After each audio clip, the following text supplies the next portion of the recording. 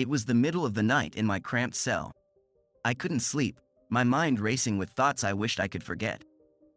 A guard walked by, emotionless, just doing his rounds. I counted his steps, knowing he wouldn't be back for ages. 5 days till freedom after 7 months inside. My brother Gary was handling my affairs, but I was still pissed beyond words. This place strips your humanity, but it's nothing compared to the hardcore joint up north. Gary's picking me up next week. We had our last visit through the plexiglass, talking about my first meal out, a big, juicy steak. He offered me a place to crash, saying my folks would come around eventually. My kids were with my parents. Ethan's got an attitude now, and I've got my work cut out for me. The divorce is final, but Jennifer owes me for the house. I'm biding my time, planning my next move. Before jail, life was good. I never saw it coming. Everyone must have known about Jennifer and Alex, but no one said anything. We had a great marriage, or so I thought. 12 years, 2 kids, the works. Our friend group was tight, except for Alex and Rachel. She couldn't have kids and started drinking heavily. One night at dinner, she was a mess. I had to drag her drunk ass off the dance floor and practically carry her to their car. I told Alex they needed help, but I knew it was lip service. Their problems seemed too deep to fix. I gave them a couple months, tops. I wasn't far off, but no one expected the final outcome. 3 weeks later, sirens blared down our block. Rachel had crashed Alex's car after a fight. She was rushed to the hospital, critical. Next day, Jennifer called. Rachel was on life support. Alex was a wreck. I met them at the hospital, bringing food and consolation. The prognosis was grim. 2 days later, they pulled the plug. Rachel died quietly. The funeral was packed, everyone in tears. Alex took off for a month to visit family. Life seemed to normalize. Alex returned, somewhat functional. We included him in social events, even set him up on dates. Nothing stuck. 6 months on, Alex got his spark back. But something felt off with Jennifer. We were still close, but different. When I asked, she brushed it off. I'll never forget Friday, August 20th. It was the day my world imploded. Jennifer called me at work to say the kids would be with her folks for the weekend and asked what time I'd be home. I'll make sure I'm home early. Need me to pick up anything? No, just let me know when you'll be home. A million thoughts raced through my mind. It was 3:30, an hour and a half before I could leave. I adjusted my pants, thinking about the fun weekend ahead. I drove home carefully to avoid a speeding ticket but still made it in 28 minutes. I should have suspected something when I saw 2 cars in the driveway, but one was Alex's. Hey, honey, I'm home, I called out. Alex and Jennifer were in the kitchen, both looking tense. Hey, Alex, what's up? I said, confusion setting in. Jennifer's voice was shaky. Mike, I need to talk to you. Please, have a seat. I'll just stand, I said, a knot forming in my stomach. Mike, I wanted to tell you myself before you get the papers. I was lost. Jennifer, what papers? She stepped back, her voice barely audible. Divorce papers. My heart stopped. Jennifer, what the hell are you talking about? What divorce papers? Alex started to speak, but I cut him off. Alex, stay out of this. This is between me and my wife. Then it hit me like a freight train. I looked at her, then at him, then back at her. Alex, you should leave, now, I growled, my hands clenching into fists. Alex, stay, Jennifer said. Mike, this involves him, too. I felt like I was in a nightmare. Alex, leave now or you'll be leaving in a body bag. He headed for the door. Jennifer, we need to talk. Now, I said, my voice dangerously low. Mike, there's nothing to talk about. I'm in love with Alex. I'm sorry. The world tilted on its axis. You cheating bitch. How long has this been going on? Even before Rachel died? Alex stopped, his eyes burning with anger. Mike, you don't know anything. Oh, I know enough. While I was consoling you, you were screwing my wife. Get out of my house, both of you. Jennifer's voice trembled as she spoke. Mike, it's my house too. Not anymore, I snarled. Get out. I'll get my things and leave, she said, her voice small. No, leave now. Both of you. Alex tried to intervene. Jennifer, let's go. We'll come back for your stuff when he's cooled down. I laughed bitterly. Listen to him, Jennifer. You'll be dead by then. They left, their eyes fixed on me as if I were a rabid animal. After they were gone, I lost it. 2 beers and a lot of destruction later, the house was a disaster zone. I threw all of Jennifer's belongings on the lawn and set the sprinklers to run for 4 hours. Then I locked the house and drank until I passed out. The next morning, I saw Jennifer had taken her stuff. I was still seething with anger and devastation. I didn't call anyone to tell them what happened, but I figured the neighbors knew. I called Jennifer's parents to talk to my kids, but her mom wouldn't let me. Mike, Jennifer picked them up last night, she said, her voice cold. Bullshit, Fran. She was picking up her clothes from the lawn. Let me talk to my kids. She hung up on me. I called back, but she didn't answer. Furious, I canceled all our credit cards and withdrew all the cash I could from the bank. I made coffee, choked down some toast, and planned my day. Change the garage code, get new locks, and move anything valuable to my brother's house. Just as I was about to leave, the doorbell rang. I looked through the peephole and saw a man with a large envelope. He stayed for a few minutes, then left. I opened the door and retrieved the envelope, divorce papers. I told my brother Gary and his wife, Andy, what happened and asked them to keep it quiet. Then I headed to Home Depot for new locks.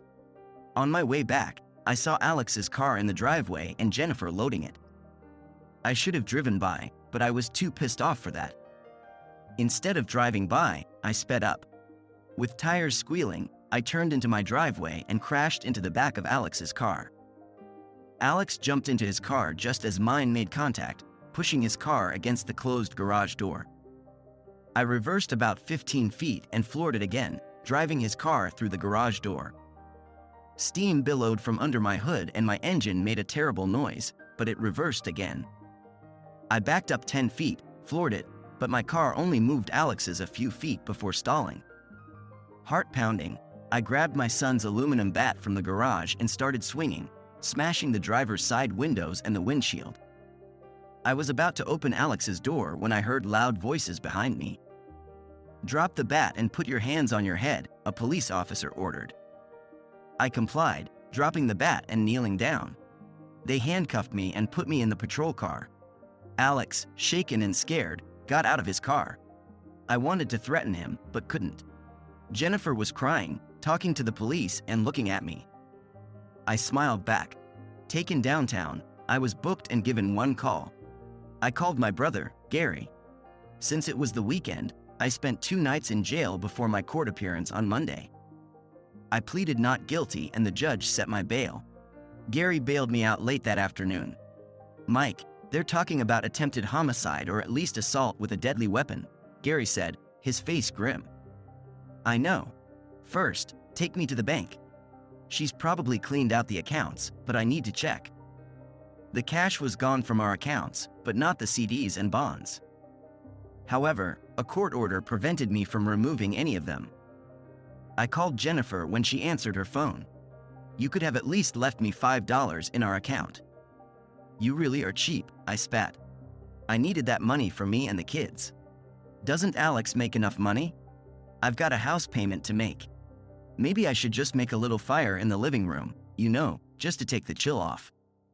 Mike, quit talking crazy. I'm sorry about all of this, but you're making it harder. Why can't you just accept it and move on? I'll move on when you send my kids back home. Mike, I can't, especially in your current frame of mind. I don't think you'd hurt them, but I can't take that chance. After this is over, I'll let you see them as much as you want. But I can't say the same about you and Alex. This is the last time I'm talking to you. From now on, you'll have to go through my attorney. I'm sorry it happened this way. Jennifer, you have no idea how sorry you and Alex are going to be, I said ominously before she hung up. After my court date, where my lawyer pleaded temporary insanity, I ended up screwed by both my ex-wife and the system. I got jail time and lost half of everything in the divorce. My brother looked after my affairs while I was inside. Upon release, I returned to a trashed house and empty bank accounts. My lawyer fought to get back what Jennifer had taken. I fixed up the house but refused to lower the selling price out of spite. The kids and I reconnected during our first weekend together. Life slowly returned to a new normal, with work and the kids' activities keeping me busy. Everyone urged me to move on, but I held on to my anger, planning my revenge. 8.5 months after my release, Alex's house caught fire while they were at a soccer game. Someone had doused the electrical box and rear of the house with gasoline. The back half was ruined and they had no power. Karma's a bitch, ain't it? The next day, 2 police officers came to my door. At the station, they got nothing from me. I was at a neighborhood party with at least 10 witnesses. I said, cool as a cucumber. Mike, you were only a block away. You could have done this, one officer accused. I leaned back in my chair. Prove it. When I'd had enough of their good cop, bad cop routine, I stood up. Charge me, release me, or I'm calling my lawyer. We're releasing you, but keeping an eye on you, they warned. Mentally, I checked off my list. 1 down, 2 to go. I volunteered to take the kids since they couldn't stay in a powerless house. The repairs would take at least 2 months, so we had an unexpected mini vacation together. Jennifer showed up one night to pick up the kids, her face a mask of barely contained fury. Mike, I know you did it, no matter what the police say, she hissed. I feigned innocence. I don't know what you're talking about. I was with our friends. Too bad you and Alex aren't invited anymore. Maybe I could put in a good word, I added sarcastically. Her eyes narrowed. Don't bother, we wouldn't go even if they begged us. Well, you have each other and that's all that matters, for now, I replied with a smirk. What's that supposed to mean? She asked, her eyes widening. I shrugged. Nothing, just that you two are lucky to have one another. This time, I didn't bother hiding my smile. The kids were spending more time with me, which didn't sit well with Jennifer or Alex. I heard about shouting matches between Alex and the kids, with them telling him he wasn't their father. Jennifer told me to stop stirring up trouble. Jennifer, I don't badmouth you to the kids. You're their mother, and I've told them they have to listen to you, I said defensively. How about Alex? She demanded. I snorted. Him? He's a backstabbing idiot who's lucky to be alive. Besides that, he's a nice enough guy. If looks could kill, I'd have been 6 feet under. He's good to your kids, stop bad-mouthing him to them, she warned. Not gonna happen. He's nothing to me, and I pray I get to piss on his grave one day. She gave me a deadly look. Mike, so help me. I cut her off. What are you gonna do, Jennifer? Cheat on me? Divorce me? Put me in jail? Make my life hell? Oh wait, you already did all those things. You can't do any more to me. Go back to your husband and leave me alone. Without another word, she stormed off. I watched her go, shaking my head. And to think I once loved her. Work was going great. It took me just a couple of weeks to get back up to speed. Chris soon pushed me to take over 4 more accounts. With no kids or anyone else at home, I had the time. After contacting the customers, I scheduled 2-day trips to each facility to get familiar with their operations. 3 accounts were easy, but TW Incorporated was different. They were changing their manufacturing process, requiring monthly trips to keep up. The assigned person was knowledgeable, but disorganized and arrogant when I pressed for needed data. Chris, if I don't get what we need, it'll screw up their system, I complained to my boss. After 2 calls, I got an intermediary between the engineer and myself. From then on, I met with Monica, who worked directly with the engineer, Steve. Monica Bradley, she introduced herself, shaking my hand. She had a degree in process engineering and had been with the company for about 5 years. We worked well together, and she got me everything I needed.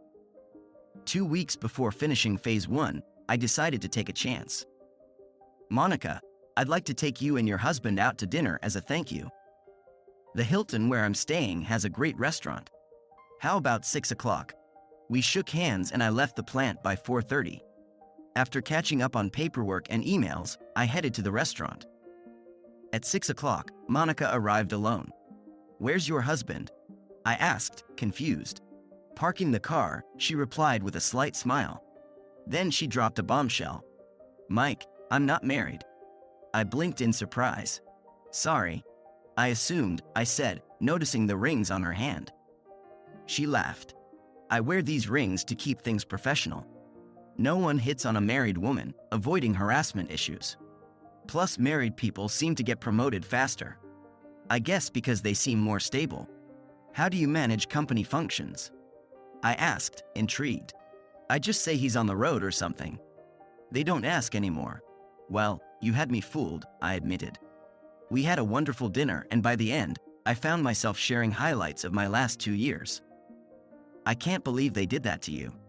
"That really sucks," Monica said sympathetically. I shrugged. "Tell me about it." "But it's in the past and I'm moving on with my life." "Mike, you're young and many women would love a guy like you," she said, smiling and blushing. "You're probably right, but I haven't had the time or ambition to date again." I'm still cautious. "Well, you asked me out, didn't you?" She teased. "You and your husband," I corrected with a grin. "If I hadn't been married, would you still have asked me out?" She asked boldly. I considered for a moment. "Probably. You're easy to talk to and not a pathetic twit like my ex." She laughed. "I'll take that as a compliment." Dinner went great. I left the next day and wouldn't be back for a month. I asked her to call me weekly, especially if anything came up. I started feeling more at ease around women, even those outside my inner circle. We went out most nights when I visited, which was every couple of weeks. I still had trust issues, but was working on them. Phone calls and emails kept us in touch. After a couple of months, we started kissing and more. I was finally ready to take it to the next level. Am I becoming normal again? I wondered. When Monica said she had a conflict Wednesday night, I thought nothing of it. We'd been physically involved on Tuesday and I had forgotten to get contraceptives. "Mike, let's plan for a whole evening on Thursday," she said, kissing me goodbye. Thursday, I'll remember to bring protection, I thought to myself. Wednesday, I looked for a new restaurant on the city map. After 6 trips, I tried all the local places. I found a nice Indian restaurant about 25 minutes away and decided to give it a try. I ordered a beer and the sampler platter, ready to relax. Then I heard a familiar laugh and to my surprise, saw Monica with another man. They were clearly on more than a first date, holding hands and laughing intimately. My appetite vanished. I finished my beer, paid, and left, feeling like an idiot. She didn't seem conflicted, I thought bitterly. I avoided Monica after catching her lie. When confronted, she tried to explain, but I cut her off. I got rid of one lying witch. I don't need another. 3 months later, my ex-wife's new husband Alex was hit by a car matching my BMW. The police questioned me, but I had an alibi. When Alex died, I attended his funeral, spat in his casket, and told Jennifer, 2 down, 1 to go. I hired men to watch Jennifer, pushing her towards a breakdown so I could get my kids back. The police warned me about harassment, but I didn't care. "Mike, what the hell do you want?" Jennifer screamed over the phone. "I want you to choke on your own spit and die, Jennifer." She hung up, shocked. My plan was working. I was waiting on my porch when the police arrived. "You're late," I told the officers. Jennifer was charging me with threatening her life, but I had already contacted my lawyer who was waiting at the station. My client did not threaten his ex-wife, my lawyer told the police. He expressed a wish, not a threat. She took it as a threat because she's still being followed by people hired by your client. It's not illegal to have someone watched. Unless you have a recording of Mr. Anderson threatening to kill Mrs. Kelly, you have no case. "Mr. Anderson, why don't you move on?" one of the officers asked. "She left you, it happens. If she snaps and someone gets hurt, we'll come for you." "Is there a way to end this?" I asked my lawyer. My client wants his children back. If Mrs. Kelly gives up custody, he'll back off. "That's for the court to decide," the officer replied. "Then we're done here," my lawyer said, and we left. The following Sunday morning, while having breakfast and reading the newspaper on the deck, the doorbell rang. I opened the door to Jennifer's parents. "Mike, do you have a minute to talk?" her father asked. "Sure, come on in," I said. They were dressed for church. "Can I get you a cup of coffee?" "No, thank you." "What brings you here?" I asked. Jennifer's father spoke up. "Mike, we know what our daughter did wasn't right, especially with you going to jail. But she's our only child, and we don't want anything to happen to her. Look, I'm not trying to hurt her. She made bad choices and is paying for them. I want my children back. They're better off with me, especially since she's having such bad luck. I'd hate for something to happen to them if something happens to her." They stared at me, unsure of what to say. "Mike, we'll talk to her." "But you know how she is," Jennifer's mother said, trying to ease the tension. "That's where you're wrong. The woman I married would never have cheated or thrown me to the wolves. I don't recognize her now except as the mother of my children. I want her to suffer a horrible and painful death. I don't forgive and I don't forget." They left quickly. I think I made my point. Thursday evening, the visitor I had been expecting finally arrived. It was just after 7 and getting dark. She must have walked because I didn't hear a car. She rang the bell. I looked through the peephole and let her in. Jennifer was already angry when she walked through the door. I had expected a phone call, but seeing her in person was better. "Come in, Jennifer. Want a drink? Acid? Hemlock on the rocks?" I said, shutting the door. "Very funny. You really are a prick, you know that?" She spat. I reopened the door. "I think we're done here. Nice of you to stop by. Have a short, miserable life," I said, holding the door open. "I'm not leaving until we talk," she replied, sitting down in the living room. "Suit yourself," I responded, closing the door and going to get a glass of wine. "What brings you here?" "Our house. I still own 50% of this place," she stated. "Less what I've paid since the divorce," I reminded her. "I want this place sold." "What's it going to take to drop the price?" she asked. "An act of God. Are you willing to cover the loss with interest?" I countered.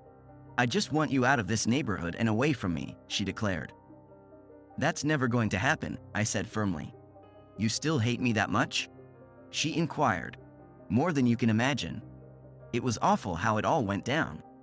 But I never intended to get involved with Alex. It just happened," she explained. She couldn't think I was that stupid or naive. "Nonsense, Jennifer. Nothing just happens unless he put a gun to your head. You went willingly. Was he so much better in bed that you destroyed our marriage and family?" My anger flared. It wasn't about the sex. He needed me. He had no one. We fell in love because we needed each other, she said defensively. "What were you doing? Charity work? I needed you. Our kids needed you. Our marriage needed you.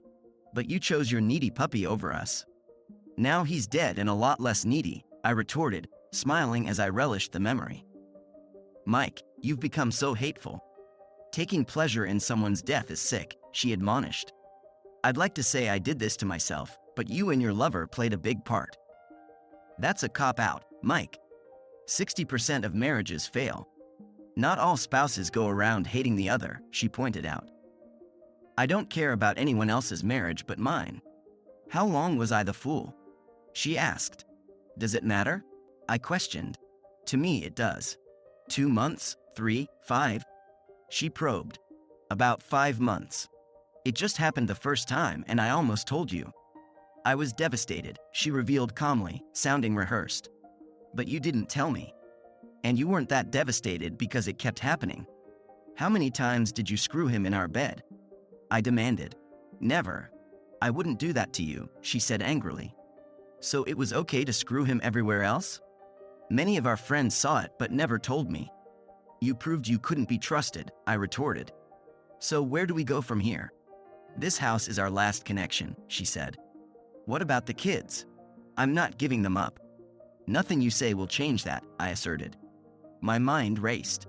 "Jennifer, I'm not going to convince you. You got full custody because of what you drove me to do.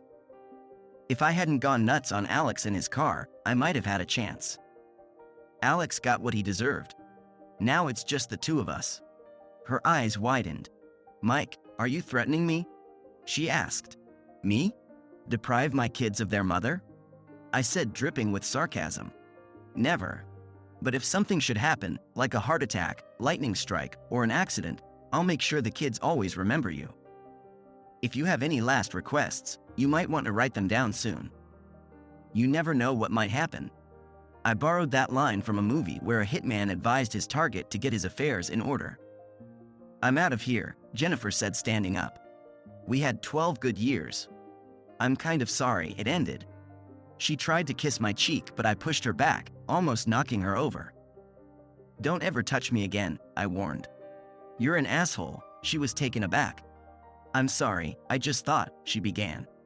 You thought what, that we're okay now? You make my skin crawl, I said, my eyes burning with anger. Sorry, she said, flustered and horrified. Don't be, because I'm not, I retorted. She walked out and started down the driveway. By the way, you know that look you just gave me? Alex had the same look right before the car ran over him. Too bad I didn't have a camera to show you, I added. I shut the door, watching Jennifer run for her car. In truth, I was the one who started the fire at Alex's house. 2 Gatorade bottles of gasoline and a lit cigarette were all it took. I made sure everyone was out of the house. I hoped it wouldn't be reported to the fire department until the house was fully engulfed. So much for that plan. It took less than 5 minutes from start to finish, including tossing the plastic Gatorade bottles into a neighbor's recycle bin. I had excused myself to go to the bathroom, slipped out the side door, and went through the backyards to the back of Alex's house. No one even missed me. I'd like to take credit for Alex's death, but I can't. It was Alex being in the wrong place at the right time, or just plain dumb luck. If he had looked both ways like his mother probably told him to as a kid, he'd still be alive. No matter what I say, Jennifer and her family still think I was involved. And in a way, I'm sorry it wasn't me. But I would never have done it. I'd been locked up in jail once, and I never wanted to go back, especially not to the maximum security prison up north. Anyway, by now Jennifer was probably at home locking the doors, thinking she's next on my list. Am I going after her? Not a chance. I'll just drop hints and innuendos until I drive her nuts and the court gives me back my kids. I will, however, tell any prospective homebuyer about the arsonist in the neighborhood who still hasn't been caught. You see, I like living right where I am, especially with my 2 children just up the street. Who knows, when they turn 13, they might just decide to live with their old dad. Well, I can hope. The only good thing that has happened to me during all of this was meeting someone I think I may have a future with. Her name is Ellen, and she works for the State Department of Corrections. I had to check in with her the first year after I was released to make sure I was adjusting, rehabilitated, and doing okay. Ellen is tough and takes no crap. After getting the formalities out of the way, we began to talk and found out we might have feelings for each other. Ethically, Ellen couldn't date me until my year of probation was up, but finally we were able to go out on a real date. I told her I had major trust issues, and she one-upped me by telling me that most convicts lie to her in one way or another. So now we're both trying to move forward and, in the process, deal with our trust issues together while getting to know each other better. Ellen got me thinking about what I've been doing ever since Jennifer walked out on me. She showed me my actions were keeping me from having any kind of real life and meaningful relationships. She told me it was time to move on. She further convinced me when she said if I messed up and got thrown back in jail, my ass would be hers to do with as she wished. And, darling, I wouldn't wish that on my worst enemy, she explained with a smile that made the hair on the back of my neck stand straight up. And you know what? I believe her. I really do. And when I'm with her, she keeps things interesting because, as tough as I think I am, Ellen is one lady I would never cross. Even better, though, is knowing in my heart she would never cross me, either. I think I am finally ready to move on with my life and open myself up to love.